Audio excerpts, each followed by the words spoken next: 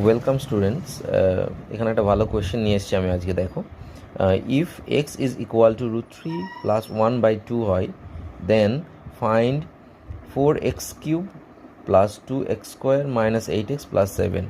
এটা বের করতে গিয়ে অনেকে আমরা কি করে থাকি, ডাইরেক্ট আমরা এক্সের ভ্যালুটা এখানে বসিয়ে কি হয়, একটা বড় একটা কমপ্লিকেটেড ইকুয়েশন ক্রিয়েট হয়, যেখানে সলভ করা একটু কঠিন হয়ে পড়ে এবং টাইম কনজিউমিং হয়ে যায়। তো আমি চেষ্টা করছি তোমাদেরকে একটু অন্য প্রসেসে বোঝানো। এমনিতে অনেকগুলো প্রসেসে করা যেতে পারে এই ধরনের অঙ্কগুলো। তো আমি শুরু করি, দেখি আমি কি করব। এই যে এক্সের ভ্যালুটা দেওয়া আছে, এখানে আমি কি করব, এই √3-র এই রুটটাকে যদি তুলে নিই, তাহলে আমার সাধারণ ইকুয়েশন হিসাবে আনতে পারি কিনা দেখি একটু চেষ্টা করে। তাহলে এক্স ইজ ইকুয়াল টু √3 + 1/2, 2টাকে এদিকে মাল্টিপল করলে 2x ইজ ইকুয়াল টু √3 + 1